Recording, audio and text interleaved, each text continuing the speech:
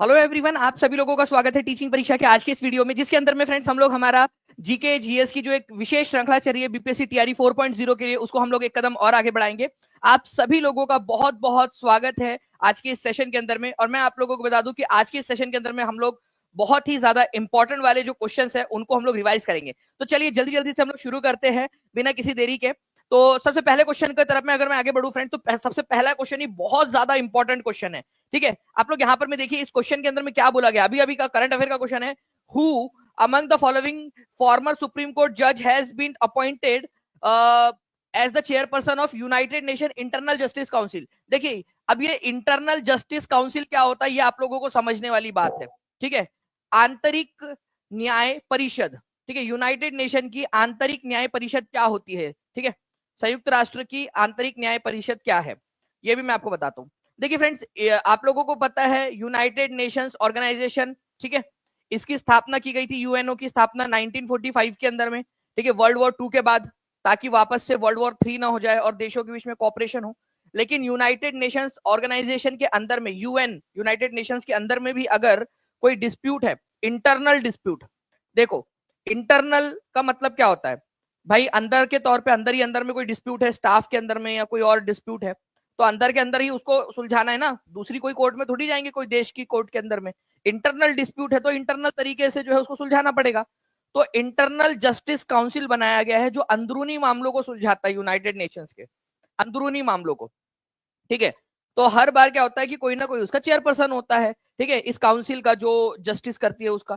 तो हमारे भारत के जो फॉर्मर सुप्रीम कोर्ट के जो जज है, ठीक है, ये याद रखना है आप लोगों ने, उनको नियुक्त किया गया है United Nation Internal justice council का चेयरपर्सन। तो वो है मदन बी लोकुर। ये याद रखेंगे आप लोग, बहुत ही इंपॉर्टेंट क्वेश्चन है। मार्क माय वर्ड, ये क्वेश्चन आप लोगों को देखने के लिए मिलेंगे फ्रेंड्स एग्जाम्स के अंदर में, ये वाला आपको देखने के लिए मिलेगा। ठीक है, तो ये एक इंपॉर्टेंट पॉइंट है, एग्जाम के अंदर में आप लोगों से पूछा जाएगा, ये याद रखिए प्लीज। ठीक है, बहुत ही इंपॉर्टेंट क्वेश्चन है। ओके, इसको वेरी वेरी वेरी इंपॉर्टेंट आप लोग मार्क करिए। और हर एक बच्चा जो है internal justice council Madan B Lokur ये कमेंट में लिख ही दो। मेरे हिसाब से तो आप लोगों के लिए पूछे जाने की बहुत अधिक संभावना बन जाती है इस क्वेश्चन की। ठीक है, चलिए नेक्स्ट क्वेश्चन की तरफ में आगे बढ़ने से पहले फ्रेंड्स मैं आपको बता दूं कि टीचिंग परीक्षा के जो है हमने कम्युनिटी में भी इसको डाला था। ठीक है, तो इसी वजह से चैनल को सब्सक्राइब जरूर करके रखेंगे सभी के सभी बच्चे। ठीक है, चैनल को सब्सक्राइब कर देंगे और जो भी आपको कम्युनिटी में दिखता है उसको लाइक जरूर कर दिया कीजिए, ताकि आप लोगों को जो भी इंपॉर्टेंट इन्फॉर्मेशन देते हैं वो आप लोगों को मिलती रहे। ठीक है, यही एक तरीका होता है कि यूट्यूब आप लोगों तक इंपॉर्टेंट इन्फॉर्मेशन पहुंचाता है। तो सेशन को भी लाइक करिए, और ये जो आपको टीचिंग परीक्षा का ये जो दिखता है ना, इसके अंदर इसको भी लाइक करते रहा करिए, क्योंकि आपको कंटिन्यूअसली हम लोग इंपॉर्टेंट इन्फॉर्मेशन देते रहते हैं। आप देख सकते हो सुप्रीम कोर्ट के पूर्व न्यायाधीश मदन बी लोकुर को संयुक्त राष्ट्र न्याय परिषद जो है उसका अध्यक्ष नियुक्त किया गया है। चलिए, ये जो है फ्रेंड्स कब तक रहेंगे, तो ये आपको याद रखना है 2028 तक रहेंगे। ठीक है, 2028, 12 नवंबर 2028 तक का इनका कार्यकाल रहेगा। ये भी एक इंपॉर्टेंट पॉइंट बन जाता है आप लोगों का।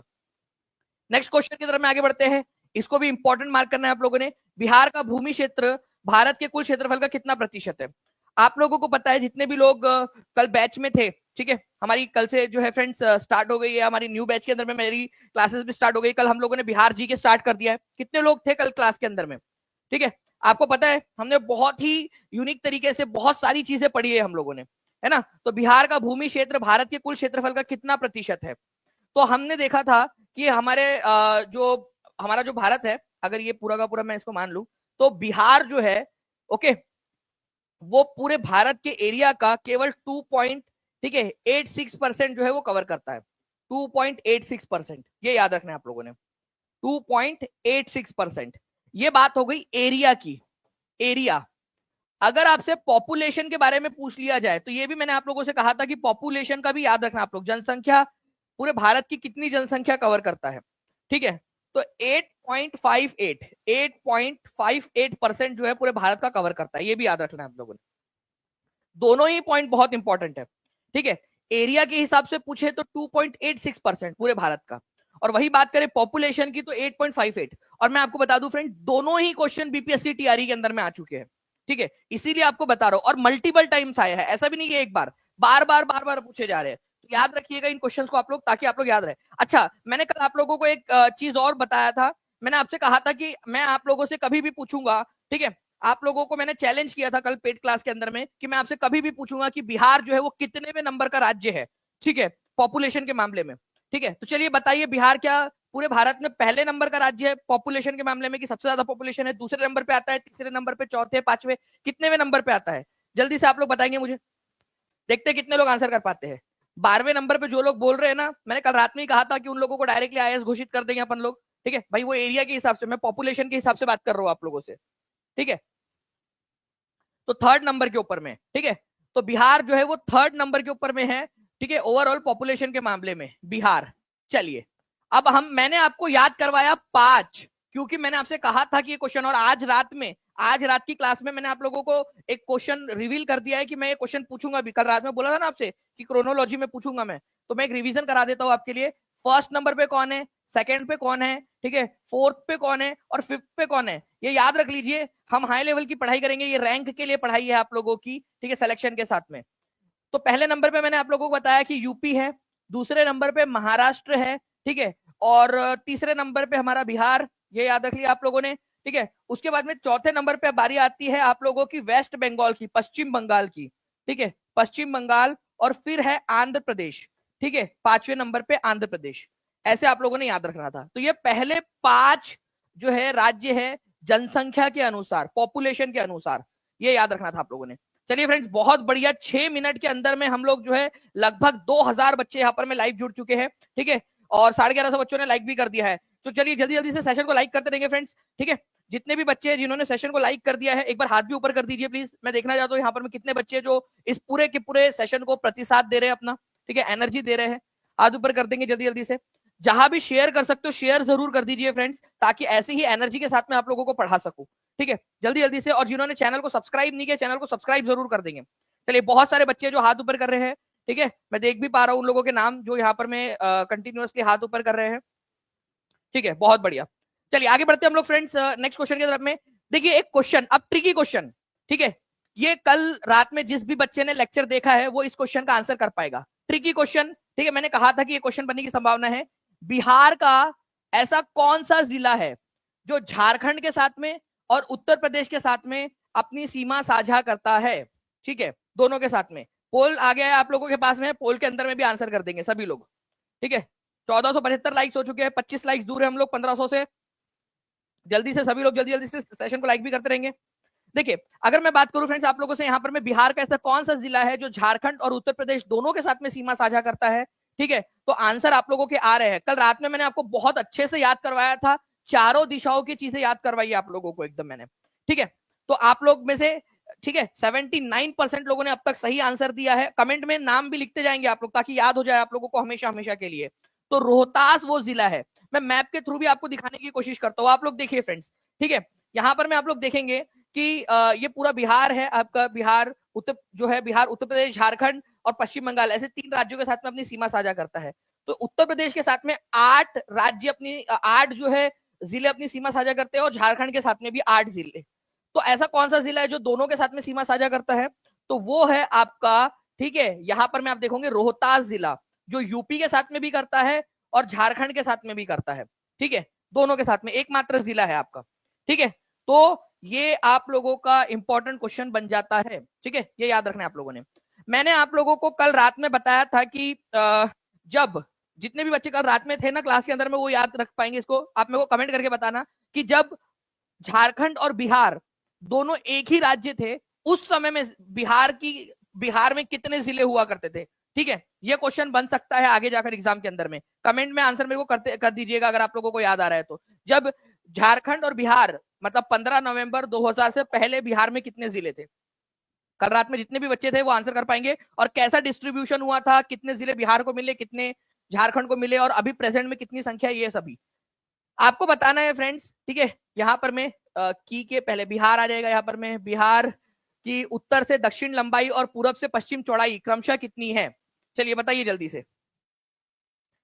आशीष कुमार जी, देखिए जो कंप्यूटर टीचर है उसके लिए एलिजिबिलिटी जो है वो अभी फाइनल हुई नहीं है पूरी की पूरी, लेकिन जहां तक चांसेस है आप लोगों का कि आपको जो भी है जिन्होंने कंप्यूटर के कोर्सेज किए हुए उन लोगों को अलाउ कर दिया जाएगा। ठीक है, तो आप पढ़ना स्टार्ट कर सकते हो। टीचिंग परीक्षा ने इसी वजह से आप लोगों को पढ़ाना भी स्टार्ट कर दिया। ठीक है, तो उत्तर से दक्षिण, पूरब से जो है पश्चिम के तरफ में जो लंबाई है, ठीक है, पहली बात हम लोग उत्तर से दक्षिण की बात करेंगे तो 445 किलोमीटर की है। ठीक है, और अगर मैं बात करूं पूरब से पश्चिम की, ठीक है, तो 843 किलोमीटर की है। मैंने कल आप लोगों से एक सवाल पूछा था, ठीक है, मैं एक बार दोहरा देता हूँ सवाल आप लोगों से। मैंने पूछा था एक स्टेटमेंट कि भाई जो जो बिहार है, ठीक है, उसका उत्तर से दक्षिण जो है विस्तार पूरब से पश्चिम के विस्तार से बड़ा है, ठीक है, क्या ये स्टेटमेंट सही है या गलत है? कल रात में मैंने आपसे प्रैक्टिस के लिए पूछा था ना, ठीक है, आप लोगों ने आंसर भी किया था, कई सारे लोगों ने सही आंसर किया था, कई लोगों ने गलत आंसर किया था, ठीक है, फिर बाद में आपको समझाया था मैंने। तो अब आप लोग बताइए कि क्या ये स्टेटमेंट सही है। चलिए नाउ फ्रेंड नेक्स्ट क्वेश्चन की तरफ में हम लोग आगे बढ़ते हैं हमारे। तो आप यहाँ पर में देख सकते हो कि उत्तर से लेकर दक्षिण तक 345 किलोमीटर है, ठीक है, पूरब से लेकर, ठीक है, पूरब से लेकर पश्चिम तक 483 किलोमीटर का है ये, ठीक है। चलिए नाउ अब देखिए फ्रेंड्स, एक क्वेश्चन आप लोगों का, इस पर्टिकुलर क्वेश्चन का आंसर कर देंगे सभी के सभी लोग। धरातल से भूगर्भ की ओर जाने पर गहराई के साथ तापमान वृद्धि की सामान्य दर लगभग क्या है? इंपॉर्टेंट क्वेश्चन है आप लोगों का ये, ठीक है, बताइए।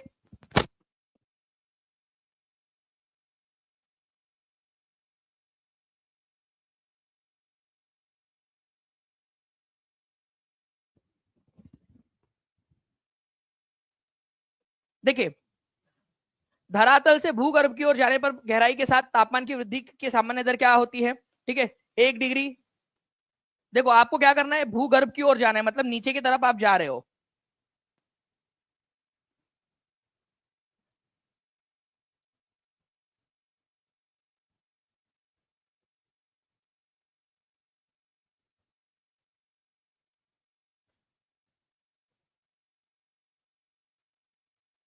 जी, तो देखिए फ्रेंड्स, धरातल के अंदर में जब आप 8 किलोमीटर तक जा रहे हो ना, तो क्या होता है कि हर 32 मीटर के ऊपर में, 32 मीटर के ऊपर में आप लोगों को 1 डिग्री सेल्सियस जो तापमान है, ठीक है, वो लगभग जो है आप लोगों को यहाँ पर में मिलेगा, ठीक है, वृद्धि के साथ में मिलेगा आप लोगों को। तो जैसे जैसे आप नीचे के अंदर में जाते हो, पृथ्वी के धरातल में केंद्र की ओर जाते हो, भूगर्भ की ओर जाते हो, ठीक है, तो आपको हर 32 मीटर की गहराई पर 1 डिग्री तापमान का बढ़त जो है मिलेंगी। कहां तक मिलेंगी आपको? लगभग 8 किलोमीटर तक मिलती है। उसके बाद में वो मतलब समान नहीं रहती, कभी भी कितना भी टेम्परेचर जो है कम ज्यादा हो रहा है वो अलग अलग होता है। 8 किलोमीटर तक लगभग जो है फ्रेंड्स आपको ये वाला पैटर्न देखने के लिए मिलता है, 1 डिग्री सेल्सियस हर 32 मीटर के ऊपर में, ठीक है। तो हर 32 मीटर गहराई पर जाने पर 1 डिग्री सेल्सियस जो है तापमान बढ़ेगा। ये आपका इंपॉर्टेंट क्वेश्चन था, ठीक है। चलिए, तो ये एक इंपॉर्टेंट पॉइंट था, याद रखेंगे आप सभी के सभी, एग्जाम के अंदर में पूछे जाने की प्रबल संभावना बन जाती है आप लोगों की। अब देखिए फ्रेंड्स, एक क्वेश्चन आप लोगों का, ठीक है, सभी लोग, ठीक है, यहाँ पर मैं एक बात तो 1699 लाइक्स हो चुके, जल्दी जल्दी से सेशन को लाइक भी कर देंगे आप लोगों के मोटिवेशन के लिए। देखिए क्वेश्चन यूपी पीसीएस के अंदर में क्वेश्चन आया 22/12/2024 को, ठीक है, 22/12/2024 को ये क्वेश्चन आया। अब इसका आंसर जो है फ्रेंड्स आप लोग, ठीक है, इसको देखिए आप लोग, सिमलीपाल, ये क्वेश्चन कब आया है एक बार पहले ये लिख दो। मैं आपको पता है मैं बिना मतलब के कोई भी बात आप लोगों से बोलता नहीं हूं, ठीक है। 22/12/2024 मतलब केवल 2 दिन पहले, ठीक है, ये क्वेश्चन आया एग्जाम के अंदर में। सिमलीपाल, नौकरेक, अगस्त्य मलाई, मानस, केरला, उड़ीसा, आसाम, मेघालय, ठीक है। देख लिया आप लोगों ने ये क्वेश्चन? पूरा अच्छे से देख लीजिए, एक एक पॉइंट देख लीजिए आप लोग, मैं आपको बहुत इंपॉर्टेंट बात दिखा रहा हूं अभी, ठीक है। ये आप लोगों का 22/12/2024 लिख दो एक बार, 22/12/2024 को आया क्वेश्चन, 2 दिन पहले आया है क्वेश्चन। अब आप लोग देखिए फ्रेंड्स, यहां पर मैं 15/7/2024 मतलब 15 जुलाई को ये टीचिंग परीक्षा पे दानिश सर आपको क्वेश्चन कराते हुए, नौकरेक, मानस, सिमलीपाल, अगस्त्य मलाई, और ऑप्शन देखिए आप लोग, बिहार के स्टाइल के अंदर में पढ़ाया था, उससे भी ज्यादा इजी क्वेश्चन आया यूपीपीसीएस में। एक भी पॉइंट अगर अलग है तो बता दीजिए आप लोग, एक भी पॉइंट अगर अलग है, एज इफ के टीचिंग परीक्षा की स्लाइड से क्वेश्चन बना है, ठीक है, एक भी पॉइंट। नौकरेक, मानस, सिमलीपाल, अगस्त्य मलाई है, ठीक है, नौकरेक, मानस, सिमलीपाल, अगस्त्य मलाई। यहां पर में केरल, उड़ीसा, आसाम, मेघालय है, ठीक है, केरल, उड़ीसा, आसाम, मेघालय, ठीक है, आप लोग देख लीजिए, एज इट इज क्वेश्चन है, ठीक है। कल रात में मैंने आप लोगों को 5 बजे वाली क्लास के अंदर में भी दिखाया था क्वेश्चन, है ना। तो आप एज इट इज क्वेश्चन जो है फ्रेंड, टीचिंग परीक्षा आप लोगों का प्यार जो है ना, वो इतना ज्यादा जो है फ्रेंड्स अभी भगवान की दया से, आप लोगों के प्यार से इतना ज्यादा बरस रहा है अभी, ठीक है, कि आप देखिए टीचिंग परीक्षा के क्वेश्चन एज इट इज आ रहे हैं। और मैं आपको बता रहा हूँ कि टीचिंग परीक्षा के साथ में आप कई सारी जॉब्स क्लियर कर सकते हो, ठीक है, ये मेरा प्रॉमिस। और कल रात में मैंने आप लोगों को बताया भी था पेड क्लास के अंदर में भी कि किस तरीके से हम लोग पढ़ाई करने वाले आगे में। तो अब आप लोग आंसर करेंगे इसका। देखिए यहाँ पर मैंने बताया नौकरेक मेघालय के अंदर में है, मानस आसाम के अंदर में है, सिमलीपाल उड़ीसा के अंदर में। ये आपको जो है फ्रेंड्स 15/7/2024 को ही पढ़ा दिया था मैंने, आप देख सकते हो। क्लास अभी भी मौजूद है यूपी टीचिंग परीक्षा के यूट्यूब चैनल के ऊपर में भी, ठीक है, पेड क्लास में भी करवाया था ये। नौकरेक मेघालय, मानस आसाम, सिमलीपाल उड़ीसा, अगस्त्य मलाई केरल और तमिलनाडु दोनों में है, केरल प्लस तमिलनाडु, ठीक है, वहां लिख भी दिया था मैंने, केरल प्लस तमिलनाडु दोनों के अंदर में है, ठीक है। अब यहां पर मैं आप लोग देखिए ये क्वेश्चन, ठीक है, सिमलीपाल उड़ीसा, नौकरेक मेघालय, अगस्त्य मलाई तमिलनाडु प्लस केरला, ठीक है, और मानस आसाम। आप लोग बता दीजिएगा आंसर क्या हो रहा है, कमेंट के अंदर में आंसर करके बता देंगे आप लोग, ठीक है। चलिए, अगर आप लोग चाहते हो कि ऐसे ही फ्रेंड्स आप लोगों की भी एग्जाम क्लियर हो जाए, आप लोग भी जो है आगे बढ़ जाए, तो आप सभी के सभी टीचिंग परीक्षा के साथ में जरूर जुड़िए, क्योंकि ये एक फैसला आप लोगों की जिंदगी बदल सकता है, आपकी, आपके परिवार की, आपके आने वाले भविष्य को जो है और ज्यादा सुखदायी बना सकता है, ठीक है। चलिए, आपको प्रूफ दिखा दिया है मैंने डायरेक्टली, ठीक है, और ये टीचिंग परीक्षा के चैनल पर अवेलेबल है, मैं तारीख के साथ बता रहा हूं, आप जाकर देख सकते हो। देखिए फ्रेंड्स, यहां पर मैं 15 मार्च 2024 को टीआरई का लीक पेपर, किस वर्ष बिहार को बंगाल से अलग किया गया था, ठीक है, बिहार को बंगाल से अलग किया गया था, ये क्वेश्चन आया, ठीक है, आप लोगों का बिल्कुल क्रिक इन्फो फैन पेज जी, ठीक है, आपको कल आपका जो आप बोल रहे हो ना, कल आपका वो सपना पूरा हो जाएगा कल ही। देखिए, तो फ्रेंड्स यहां पर मैं जब मैं बात करूं आप लोगों से, तो बिहार और बंगाल को अलग करने की जो बात हुई थी आप लोगों की, वो हुई थी 1 अप्रैल, ठीक है, अप्रैल 1912 को, ठीक है। कल मैप भी दिखाया मैंने आप लोगों को पूरा कि किस तरीके से मैप में बिहार, बंगाल, उड़ीसा, ठीक है, झारखंड, आज का पार्ट जो है, आज का बांग्लादेश, वो पूरा एक ही बंगाल प्रांत हुआ करता था, ठीक है। तो बिहार को अलग कर दिया गया उससे, ठीक है, 1 अप्रैल 1912 को। तो यहां पर मैं दिया नहीं है, तो आंसर उपरयुक्त में से कोई नहीं, ठीक है, आंसर होगा none of the above. A answer जिसने भी लगाया है वो सबका गलत है, ए आंसर लगाने वालों का, क्योंकि उस समय में बंगाल का बंटवारा हुआ था, बंगाल का बंटवारा हुआ था, लॉर्ड कर्जन ने किया था, 16 अक्टूबर 1905 को वो बंटवारा अस्तित्व में आया था। लेकिन जब बात हम लोग करेंगे फ्रेंड्स, यहाँ पर हमें हमारे जो है कि बिहार को कब अलग किया गया, तो 1 अप्रैल 1912, सभी लोग लिख देंगे कमेंट में 1 अप्रैल 1912 को, लिख दीजिए जल्दी जल्दी से, ठीक है। 17 मिनट के अंदर में फ्रेंड्स 3000 के करीब बच्चे जुड़ चुके हैं, 1926 लाइक्स हो चुके हैं। नेक्स्ट क्वेश्चन तक हम लोग टारगेट रखते हैं कि 2000 प्लस लाइक्स हो चुके हो, ठीक है, क्या आप लोग कर दोगे, ठीक है, सभी लोग मिलकर। ये आप लोग देख सकते हो फ्रेंड्स, आप लोगों को यहाँ पर मैं पूरा ड्रॉ करके बताया मैंने कि मान लीजिए आप लोगों का पूरा बंगाल है, ठीक है। यहाँ पर मैं आप लोग देखिए कि बिहार जो है इसको अलग कब किया गया था, बिहार एंड उड़ीसा प्रोविंसेस को 2 मार्च को जो है घोषणा हुई थी 1912 को।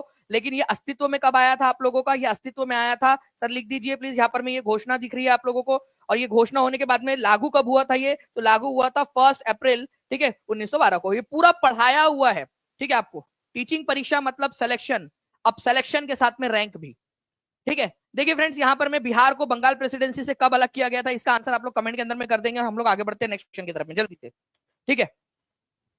नेक्स्ट जो है फ्रेंड्स, ये क्वेश्चन का आंसर आप लोगों ने कर दिया होगा।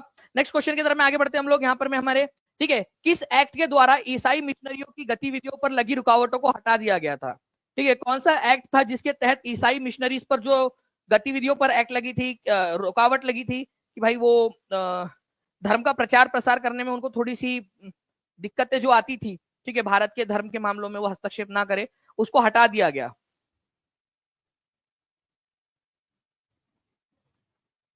जी, तो देखिए फ्रेंड्स, मैं अगर आप लोगों को बताऊं तो वो एक्ट था चार्टर एक्ट, ठीक है, चार्टर चार्टर एक्ट ऑफ 1813, ठीक है, charter act of 1813।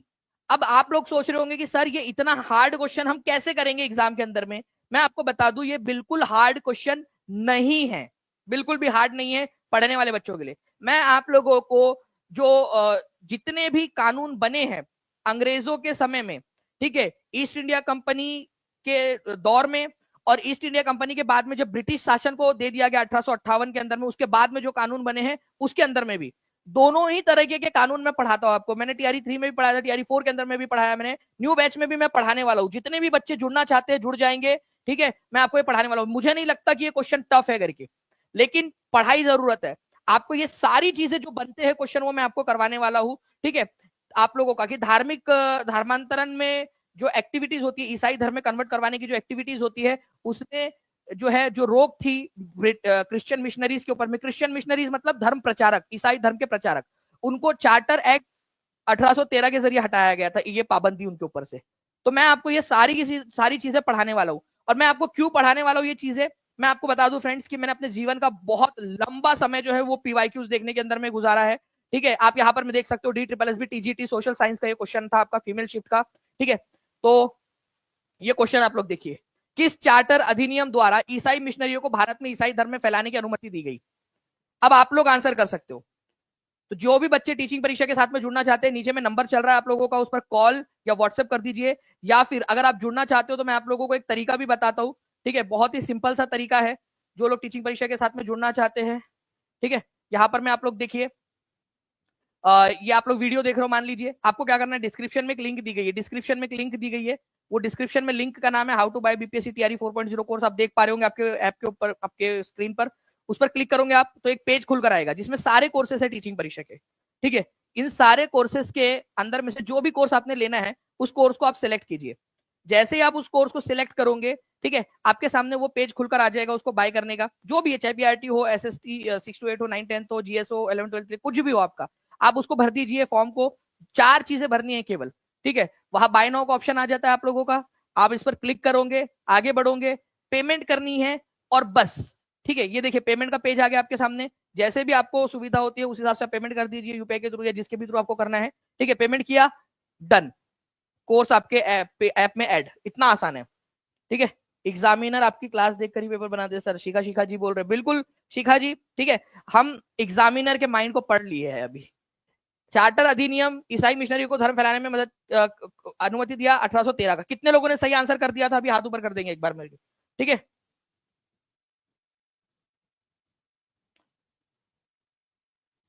Okay, next question की तरफ में आगे बढ़ते हैं। In which state is Ankleshwar oil field located? BPSC TRE 2.0 का आप लोगों का ये क्वेश्चन है, बताइए इसका आंसर क्या होगा?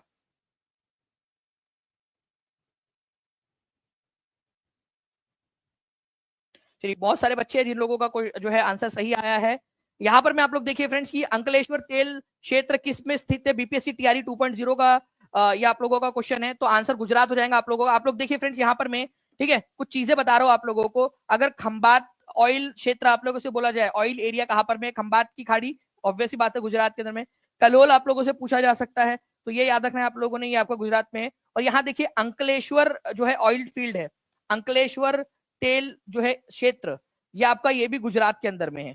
ठीक है, मुंबई हाई बोला जाए तो ये महाराष्ट्र के अंदर में मिलेगा आप लोगों को। वही अगर आप लोगों को देखें यहाँ पर में अगर हम लोग यहाँ पर में देखेंगे मोरान, ठीक है, हुगरी जान, मोरान हुगरी जान आसाम के अंदर में, डिगबोई कहां पर में? आसाम के अंदर में है, और नाहर काटिया आसाम के अंदर में।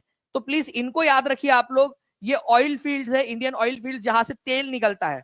ठीक है, तो ये इंपॉर्टेंट वाले हैं आपके। एक एक पॉइंट, हर पॉइंट के ऊपर में हम लोग क्या करेंगे, क्वेश्चंस बनाने वाले हैं आने वाले लेक्चर्स के अंदर में आप लोग।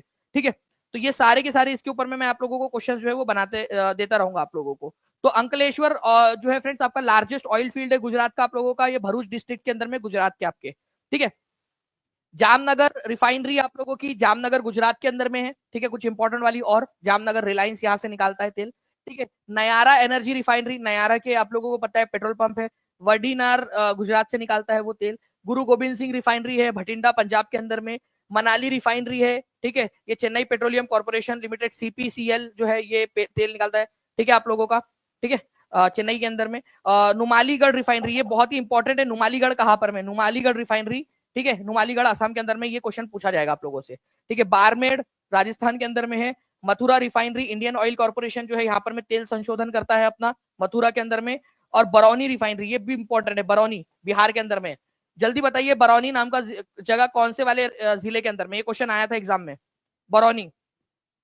6 to 8 के बैच के लिए कितना है सर? प्रतिमा जी, आपको सारी जानकारी जो है ना, नीचे में आप जो नंबर है उसके ऊपर में कॉल कर दीजिए या व्हाट्सएप कर दीजिए, आपको सारी जानकारी मिल जाएगी। ठीक है, चलिए नाउ फ्रेंड्स, बिहार में स्वराज दल की स्थापना किसने की थी? आपको क्वेश्चन का आंसर करना है। बिहार में स्वराज दल की स्थापना किसने की थी?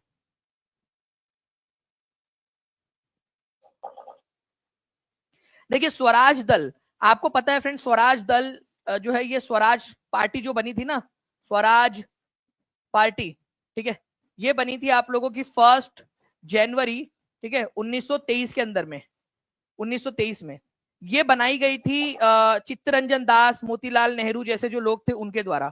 उसमें बिहार का जो उसकी शाखा थी वो किसने स्थापित की थी? तो श्री कृष्ण सिंह ने स्थापित की थी। स्वराज दल या स्वराज पार्टी जो है, इनका उद्देश्य था कांग्रेस में रहते हुए, ठीक है, एक और पार्टी बनाना ताकि वो चुनाव लड़ सके, क्योंकि कांग्रेस ने चुनाव का बहिष्कार किया हुआ था। स्वराज पार्टी वाले जो लोग थे वो चाहते थे कि चुनाव भी लड़ा जाए, लेजिस्लेटिव असेंबलीज में जाया जाए, ठीक है, जो विधानसभा है, विधान परिषद है, उनमें जाया जाए और वहां पर में जाकर अपनी बात रखी जाए। तो श्री कृष्ण सिंह भी उन्हीं स्वराज पार्टी के जो विचारक थे उन लोगों से प्रभावित थे। इन्होंने स्वराज दल की स्थापना की थी बिहार के अंदर में। 68वीं बीपीएससी में आया हुआ क्वेश्चन नहीं है, ठीक है, वापस से रिपीट होने के चांसेस बहुत ज्यादा है, ठीक है, तो B is the correct answer. Okay, चलिए अब आप बताइए निम्नलिखित में से कौन सा एक जल डमरू मध्य अंतरराष्ट्रीय तिथि रेखा के सर्वाधिक निकट है? ये क्वेश्चन बहुत ज्यादा इंपॉर्टेंट क्वेश्चन है, मतलब मोस्ट रिपीटेड क्वेश्चन में से एक है, ठीक है। 3400 बच्चे देख रहे हैं, 2262 लाइक्स है, बहुत नाइंसाफी है ये, बहुत ज्यादा, ठीक है। आप लोगों को बता दूं फ्रेंड्स कि आज शाम में, ठीक है, आप लोगों का जो है जो पेड क्लास है उसके अंदर में जो बिहार जीके कल हम लोगों ने पढ़ा था, मैं आपके आज रिवीजन भी लेने वाला हूं। आप लोगों को बोला था, आपसे प्रॉमिस किया था मैंने कि आज आप सारे लोग पढ़कर आएंगे, और साथ ही साथ जो है फ्रेंड्स हम लोग आज एडवांस वाला जो है उसका पोर्शन भी पढ़ेंगे। तो जितने भी लोग हैं आज 9:30 बजे जरूर जुड़ जाएंगे टीचिंग परीक्षा के एप्लीकेशन के ऊपर में, जितने भी लोग हैं जो जुड़े हुए हैं ऐप पे। देखिए अगर मैं बात करूं फ्रेंड्स आप लोगों से जल डमरू मध्य क्या होता है, तो पहली बात तो जल डमरू मध्य क्या है कि भाई ये एक जल का बड़ा सा स्रोत है, ठीक है, और यहाँ पर में एक जल का बड़ा सा स्रोत, कोई महासागर सागर हो सकते हैं दोनों, इन दोनों को जो जोड़े हुए है ना उसको जल डमरू मध्य बोला जाता है, इसको जो इन दोनों को जोड़े हुए है, ठीक है। आपको पता है फ्रेंड्स कि अंतरराष्ट्रीय तिथि रेखा जो है आप लोगों की प्रशांत महासागर, आर्कटिक महासागर और प्रशांत महासागर के में से जाती है। तो आर्कटिक महासागर, ठीक है, और प्रशांत महासागर जो सबसे बड़ा है, पैसिफिक ओशन सबसे बड़ा जो है, उन दोनों को जो जोड़ता है वो है बेरिंग जलडमरू मध्य। मैप के थ्रू दिखाता हूं आप लोगों को, ठीक है। यहाँ पर मैं आप लोग देख सकते हो फ्रेंड्स, ये अंतरराष्ट्रीय तिथि रेखा यहाँ से जाती है, ठीक है, ये हमारा ये 2D में दिख रहा है, अगर 3D में आप देखोगे तो यहाँ से जाती है अंतरराष्ट्रीय तिथि रेखा, ठीक है। यहाँ पर में आपका रशिया है, यहाँ पर में इधर साइड में एशिया, इधर साइड में आपका नॉर्थ अमेरिका, साउथ अमेरिका इधर साइड में। तो ये आर्कटिक ओशन और पैसिफिक ओशन, उनके बीच में यहाँ पर में बेरिंग जलडमरू मध्य, बेरिंग जलडमरू मध्य, बेरिंग स्ट्रेट जिसको बोलते हैं। अंतरराष्ट्रीय तिथि रेखा भी यही से जाती है, तो बेरिंग स्ट्रेट अंतरराष्ट्रीय तिथि रेखा के सबसे पास में, देखिए अंतरराष्ट्रीय तिथि रेखा जा रही है और यहाँ पर में बेरिंग जलडमरू मध्य है, ठीक है। तो बेरिंग जलडमरू मध्य अंतरराष्ट्रीय तिथि रेखा के सबसे ज्यादा पास में है, ठीक है, ये याद रखना है आप लोगों ने। ओके, डायरेक्ट पृथ्वी से सूरज की दूरी कितनी है, एग्जाम में आया हुआ क्वेश्चन, पृथ्वी से सूरज की दूरी कितनी है। अब देखिए यहां पर मैं आप लोगों का जो है फ्रेंड्स मिलियन किलोमीटर में पूछा हुआ है, ठीक है, तो दो तीन तरीके से पूछा जा सकता है। आपको पता है फ्रेंड्स कि 15 करोड़, लगभग लगभग 15 करोड़ किलोमीटर है, 15 करोड़ किलोमीटर, ठीक है, ये है लगभग लगभग।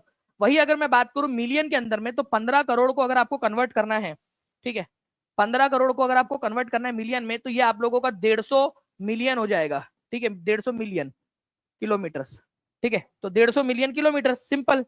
ये आपका कन्वर्जन आपको पता होना चाहिए कि हर 10 मिलियन का मतलब 1 करोड़ होता है, 10 मिलियन का मतलब होता है 1 CR, ठीक है, तो 100 मिलियन का मतलब होगा 10 करोड़, ठीक है, तो 150 मिलियन का मतलब हो जाएगा, 150 मिलियन का मतलब हो जाएगा 15 करोड़, सिंपल, ठीक है। तो ऐसे कन्वर्जन आपको पता होना चाहिए, मिलियन में अगर पूछे तो आप लोग आंसर कर पाए, ठीक है। चलिए नेक्स्ट क्वेश्चन की तरफ में हम लोग आगे बढ़ते हैं फ्रेंड्स। 1863 में, ठीक है, इंडियन सिविल सर्विसेज पास करने वाले प्रथम भारतीय इनमें से कौन थे? Very very very very super duper important question, ठीक है, इंपॉर्टेंट क्वेश्चन है आपका, चलिए बहुत ज्यादा इंपॉर्टेंट है। 2492, 8 लाइक्स दूर है हम लोग, अब 7 लाइक्स दूर है हम लोग यहाँ पर में हमारे 2500 से। जल्दी जल्दी से सभी लोग सेशन को लाइक भी करते रहेंगे, और जिन्होंने चैनल को सब्सक्राइब नहीं किया चैनल को सब्सक्राइब जरूर कर लेंगे फ्रेंड्स। देखिए 1863 में किया था, अपने आप में एक इंपॉर्टेंट पॉइंट बन जाता है ये आप लोगों का, ठीक है, अपने आप में एक ये इंपॉर्टेंट पॉइंट है। ओके, उसके बाद में Devendra Nath Thakur, Satyendra Nath Thakur, Surendra Nath Banerjee, more than one of the above, none of the अबो।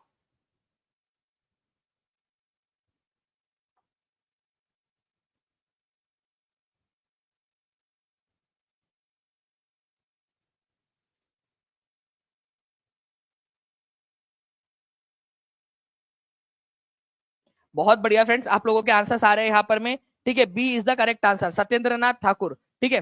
सत्येंद्रनाथ ठाकुर जो है इन्होंने 1863 के अंदर में जो है इंडियन सिविल सर्विसेज पास की थी। ठीक है, ये लंदन में होती थी एग्जाम उस समय में। ठीक है, और ये पास करने वाले प्रथम भारतीय थे ये सत्येंद्रनाथ ठाकुर। प्लीज इसको याद रख लीजिएगा, बहुत ज्यादा इंपॉर्टेंट क्वेश्चन है आप लोगों का। ठीक है, 1863 में, ये ईयर भी पूछा जाने की संभावना है, ईयर। ठीक है, और सत्येंद्रनाथ ठाकुर है, ये आप लोग याद रख लीजिएगा। सभी लोग कमेंट में लिख दीजिए ताकि आप लोगों को याद हो जाए हमेशा के लिए। आपको याद हो जाएगा ना तो आप लोग जो है कोई भी किसी भी तरीके से फिर इस क्वेश्चन को सॉल्व कर पाओगे। नेक्स्ट क्वेश्चन की तरफ में आगे बढ़ते हैं हम लोग फ्रेंड्स। ठीक है, सत्येंद्रनाथ ठाकुर जो है आप लोगों को, इनका सत्येंद्रनाथ ठाकुर जो है आपको पता है, ठाकुर को अंग्रेजों ने टैगोर भी कर दिया था, तो कई बार सत्येंद्रनाथ टैगोर भी बोला जाता है। तो ये रविंद्रनाथ टैगोर के बड़े भाई थे। ठीक है, और उनको कहां पर में दिया गया था, बॉम्बे प्रेसिडेंसी का कैडर दिया गया था। मतलब वो कैडर मतलब होता है कि कौन से राज्य में काम करेंगे। 30 साल तक इन्होंने लगभग सेवा दी थी अपनी, 30 साल तक काम किया उन्होंने सिलेक्शन के बाद में। तो बॉम्बे प्रेसिडेंसी में काम किया था इन्होंने, बॉम्बे प्रेसिडेंसी उनको दे दिया गया था। ठीक है, जैसे आपको जिला आवंटन होता है ना, वैसे यहाँ पर में राज्य आवंटन होता है, तो बॉम्बे प्रेसिडेंसी दिया गया था इनको।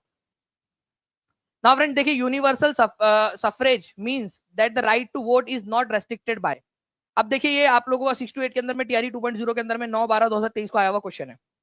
बताइए इसका आंसर क्या होगा।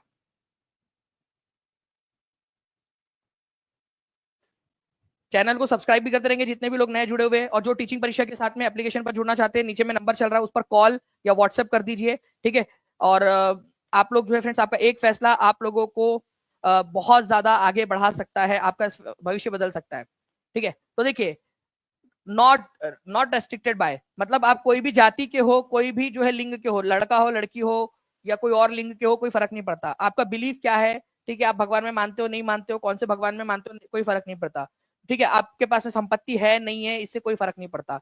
तो vote is not restricted by, इससे भी रेस्ट्रिक्टेड नहीं है, इससे भी नहीं है, और इससे भी नहीं है। तो आंसर होगा आपका मोर than one of the above. ठीक है, कि सार्वभौमिक मताधिकार का अर्थ यह है कि किस मत देने का अधिकार नियंत्रित नहीं होता है, जाति या लिंग से, आस्था से, संपत्ति से, इन तीनों से भी नियंत्रित नहीं होता है।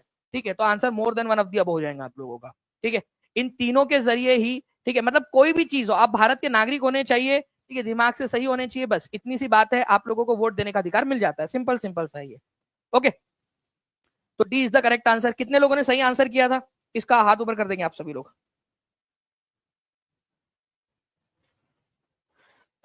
शशि बालाजी, आप बोलो ओल्ड वाला भी बैच मिल सकता है कि सर अभी कोई बैच लूँ तो। देखिए, आपको आपके लिए ना हमने ऑफर रखा हुआ था, आप लोगों को बहुत लंबा समय दिया भी था हमने।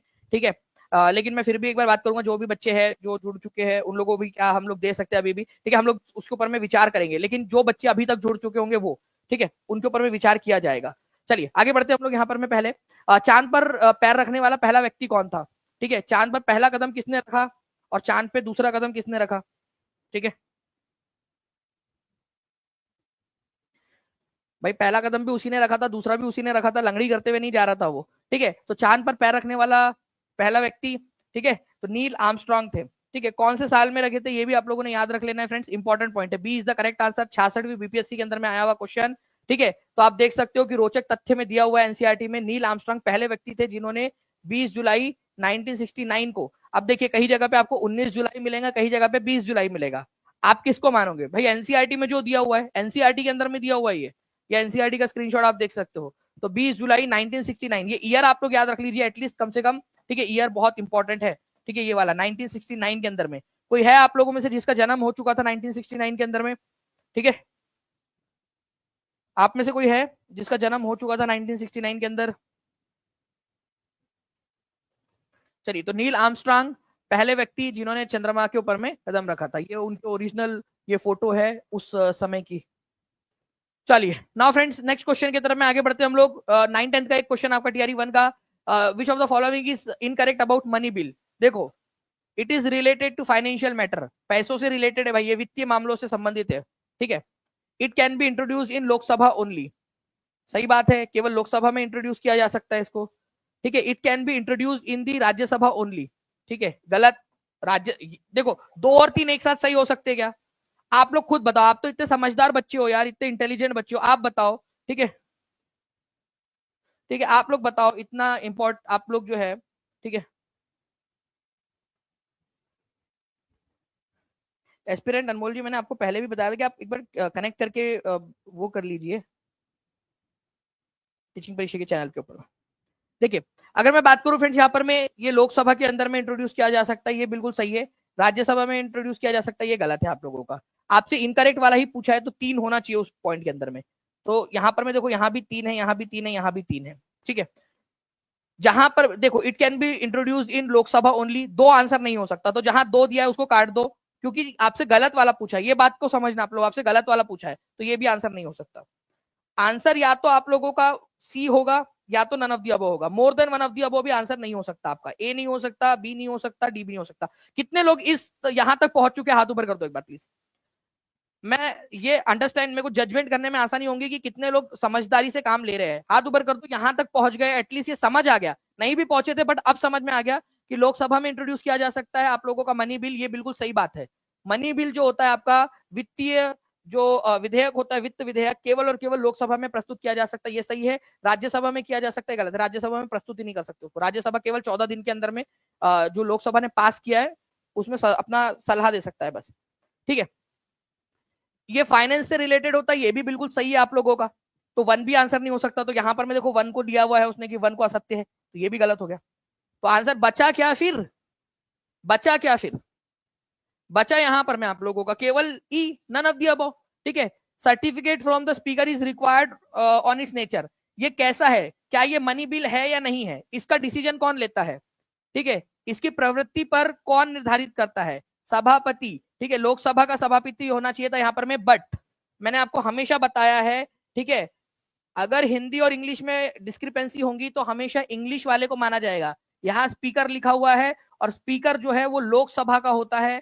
ओके, ये याद रखना है आप लोगों ने। सभापति लोकसभा के स्पीकर को भी बोल देते हैं, और राज्यसभा के अध्यक्ष को भी बोल देते हैं, लेकिन यहाँ स्पीकर लिखा है तो इंग्लिश वाले को सही माना गया। तो ये आप लोगों का सही है। तो 4 भी जहां जहां है वो भी आंसर नहीं हो सकता था आप लोगों का, क्योंकि गलत वाला पूछा है। तो आंसर आप लोगों का नन ऑफ द अबव हो गया। सब सिंपल, ठीक है। तो सिंपल आंसर क्या हो गया आप लोगों का? None of the above. Okay, क्योंकि केवल और केवल तीसरा वाला गलत था। Only 3 is wrong, only 3 is wrong, ठीक है, इनकरेक्ट। बाकी सारे सही है। तो आपसे इनकरेक्ट पूछा था ना, इसी वजह से none of the above answer हो जाएगा आप लोगों का, क्योंकि ओनली 3 कहीं पे भी दिया नहीं है। समझ गए आप लोग? ओनली 3। चलिए, वेरी गुड फ्रेंड्स, बहुत बढ़िया। E is the correct answer, ठीक है। तो ऐसे ही जो है क्वेश्चंस करते रहना है आप लोगों ने। तो चैनल को सब्सक्राइब करके सेशन को अच्छे से देखते रहिए आप सभी। मनी बिल का आर्टिकल बताएंगे आप लोग मुझे। अब एक्स्ट्रा पॉइंट आप लोगों के लिए, एक्स्ट्रा पॉइंट, मनी बिल का आर्टिकल। मनी बिल जो है उसका आर्टिकल क्या है? आर्टिकल मैं एक इंपॉर्टेंट आर्टिकल वाली क्लास भी लेने वाला हूँ, ठीक है, बहुत जल्द पेड क्लास के अंदर में। तो उसके लिए भी तैयार रहिएगा आप लोग। बड़ी क्लास रहेंगी जिसमें हम इंपॉर्टेंट आर्टिकल्स करेंगे पूरे के पूरे। बहुत जल्द आएंगी शिल्पा जी, ठीक है। जो आपने कहा है ना अभी, बस मैं बोलूंगा नहीं, बस कल का इंतजार कीजिए। कल आपके लिए सरप्राइज है, बहुत जल्द। बहुत सारे बच्चे जो वेट कर रहे हैं ना, कल कल सरप्राइज। तो मनी बिल जो है आर्टिकल नंबर 110 के अंदर में, ये याद रखना है आप लोगों ने फ्रेंड्स, ठीक है। चलिए, तो जो है फ्रेंड्स, आप लोगों का यहाँ पर में 2 बज चुके हैं। मैं आपको बता दूं कि आप लोगों के लिए, ठीक है, अभी कुलदीप सर रेडी है। कुलदीप सर की जो क्लास है वो रेडी यहाँ पर में आप लोगों की हो चुकी है। अब आप लोग कुलदीप सर की क्लास देख लीजिए, और साथ ही साथ मैं आपको बता दूं कि 9:30 आज, ठीक है, जीएस की क्लास है। जो भी बच्चे जुड़ चुके हैं वो जरूर आ जाएंगे 9:30 डॉट। जो नहीं जुड़े हैं अभी भी, ठीक है, अभी भी समय आपके पास में। टीचिंग परीक्षा के साथ में जुड़कर आप अपनी सफलता सुनिश्चित कर सकते हो। रैंक के तरफ में आप स्ट्राइव कर सकते हो, कोशिश कर सकते हो अपनी। या आप लोगों को प्रूफ करके दिखाया टीचिंग परीक्षा ने बार बार बार बार। ओके, तो चैनल को जो है सब्सक्राइब जरूर कर दीजिएगा, सेशन को लाइक कर दीजिए सभी के सभी। और अभी कुलदीप सर की क्लास है वो भी आप लोग देख लीजिए। उसके बाद में आप लोग जो है फ्रेंड्स, नीचे में जो नंबर चल रहा है उसके ऊपर में कॉल या व्हाट्सएप करके टीचिंग परीक्षा के साथ में जुड़ भी सकते हो। ओके सर, कॉम्बो वाला बैच ले लिया है sir, thank you very much. चलिए, राधे राधे जी, चलो बहुत अच्छी बात है आपका, ठीक है। राधे राधे जी का एक कमेंट आया है यहाँ पर में।